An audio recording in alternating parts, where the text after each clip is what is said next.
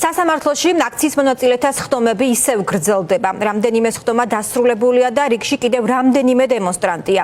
ისინი იზოლატორებიდან თბილისის საქალაქო სასამართლოში ეტაპობრივად გადაჰყავთ. ცოტა ხნის წინ დასრულდა სამოქალაქო აქტივისტის გოთა ჭანტურიას პროცესი, რომელსაც 100,000 ლარის ჯარიმა აქვს. მის საქმეზე გადაწყვეტილება მოგვიანებით გახდება ცნობილი. ამ წუთებში კი იამელითაურის სხდომა მიმდინარეობს, რომელიც 2 დღის წინ რუსთაველის გამზირზე სკამზე მჯდომი დააპატიმრეს.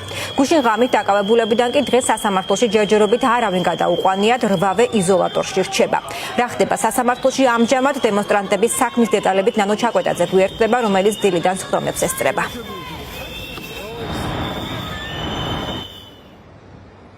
თბილისის საქალაქო სასამართლოში ამ წუთებშიც გრძელდება სამოქალაქო აქტივისტის იამელითაურის ადმინისტრაციული საქმის განხილვა. ჩვენი ინფორმაციით ეს არის დღეს ბოლო დემონსტრანტის საქმე, რომელიც თბილისის საქალაქო სასამართლოში განიხილება. იამელითაური 3 დღის წინ რუსთაველის გამზირზე პოლიციელებმა პრაქტიკულად გაიტაცეს, მაშინ როდესაც ის საპროტესტო აქციაზე უბრალოდ სკამზე იჯდა და საკუთარ პროტესტს ამ ფორმით გამოხატავდა. იამელითაურს ედავებიან პოლიციელისთვის დაუმორჩილებლობას და მისთვის შეურაცხყოფის მიყენებას. შინაგან საქმეთა სამინისტრო ტრადიციულად სავარაუდოდ აქაც წარადგენს ისეთ მტკიცებულებებს, რომლებსაც წარადგენდა ბოლო დღეების განმავლობაში სხვა დემონსტრანტების წინააღმდეგ. შეიძლება ეს იყოს უხმო ვიდეო, სადაც იტყვის შინაგან საქმეთა სამინისტროს წარმომადგენელი აქაც ტრადიციულად, რომ თითქოს აგინებს ამ ვიდეოში დემონსტრანტი პოლიციელს, ხოლო რა სხვა მტკიცებულებები იქნება ეს სრულმოწმე პოლიციელი თუ ვინმე სხვა. ამას უკვე გავიგებთ პროცესის მიმდინარეობისას მომდევნო საათში. რაც შეეხება სხვა დემონსტრანტების სასამართლო პროცესებს, როგორც გითხარით, ჩვენი ინფორმაციით ეს არის დღეისთვის ბოლო დემონსტრანტის ადმინისტრაციული საქმის განხილვა თბილისის საქალაქო სასამართლოში. წესით ველოდით, რომ მოახლოეს საათებში უნდა ჩანიშნულიყო კიდევ ერთი დემონსტრანტის რეზი პეტრიაშვილის სასამართლო პროცესი. გუშინ წინ ისიც იამელითაურთან ერთად შევჩენკოს ქუჩაზე დააკავეს პოლიციელებმა. მასაც ედავებიან პოლიციელის კანონიერ მოთხოვნაზე დაუმორჩილებლობას და პოლიციელისთვის შეურაცხყოფის მიყენებას. ჩვენი ინფორმაციით რეზი პეტრიაშვილი ისევ დიღმის დროებითი მოთავსების იზოლატორში იმყოფება და მისი პროცესი ალბათ უკვე ხვალ გაიმართება. მე ის საქმეზე მოწმე ვარ, იქამდე არ ვიცნობდი, უბრალოდ რუსთაველის სკამებზე ვისხედით ერთად, მაგ დღეს გააქანეს და წაიყვანეს. ნახევარსაათი უკანკალებდი, ისეთ საშინელება იყო და შეურაცხყოფელი პირველ რიგში ალბათ იასთვის იმის ჩემთვისაც ესე იყო და იასთვის რა თქმა უნდა იქნებოდა და იქნებოდა. ახალია რომ ლაშ სალქვაძე და პოლიციის ეგრეთ წოდებული მეთაურები გამორჩევიან ძალადობით ქალებზე, ეს არ ვიცი რითი ალბათ მათი არასრულფასოვნების კომპლექსით, იმიტომ რომ ისინი ნორმალურ სახელმწიფოში ვერაფერს ვერ მიაღწევდნენ და ვერ გახდებოდნენ. რა თქმა უნდა გამომტყუნებელი განაჩენი გამოვა, იმიტომ რომ ერთი განაჩენიც არ გამოსულა სამართლიანი ამ საქმეებზე, მაგრამ იმედი მაქვს, რომ იქნებ ჯარიმით მოხერხდეს ეს, რადგან უკვე 48 საათი გააჩერეს იზოლატორში და პრაქტიკა გუჩვენებს, რომ ისაც 48 საათს აჩერებენ, შემდეგ ჯარიმით უშვა.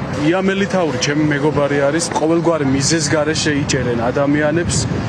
რეჟიმის ამოცანა არის, რომ ქვეყანაში ყოველგვარი პროტესტის გამოვლინება მოაშთონ და მე მგონი რომ ეს არ გამოუვათ.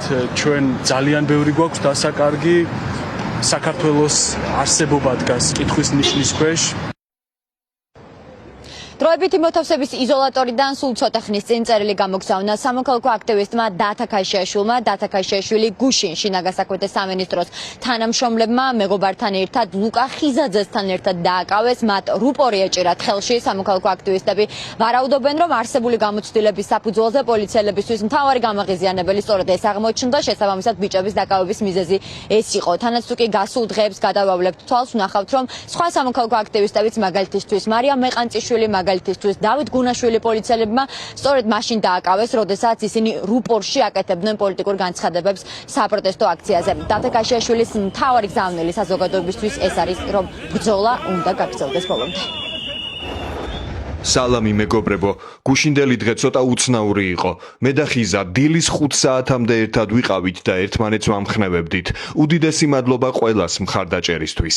გუშინდელი ჩემი იქ დგომა ჩემი სინდისით იყო განპირობებული, ხოლო ადამიანს თუ შეუძლია მისი სინდისის წინააღმდეგ წასვლა, ეს არის მისი ადამიანობის ფასი. ბრძოლა ბოლომდე, გარდაუვალ გამარჯვებამდე. გუშინ დაკავებული 8 პირიდან არც ერთი პირის სასამართლო პროცესი თბილისის საქალაქო სასამართლოში დღეს არ ჩანიშნულა ამ დრომდე და დიდი ალბათობით არც გაიმართება. ამასთან დაკავშირებით ინფორმაცია უკვე დაზუსტდება მომდევნო საათებში. ვნახოთ თუ რომელიმე პირს, რომელიმე დაკავებულ დემონსტრანტს გადმოიყვანენ ზაჰესის ან დიღმის დროებითი მოთავსების იზოლატორიდან სწორედ აქ თბილისის საქალაქო სასამართლოში. როგორც ჩანს, შინაგან საქმეთა სამინისტროს ახლა გადაწყვეტილი აქვს, რომ გამოიყენოს მაქსიმალური ვადა იზოლატორში გაჩერების. ეს 48 საათია დემონსტრანტების წინააღმდეგ.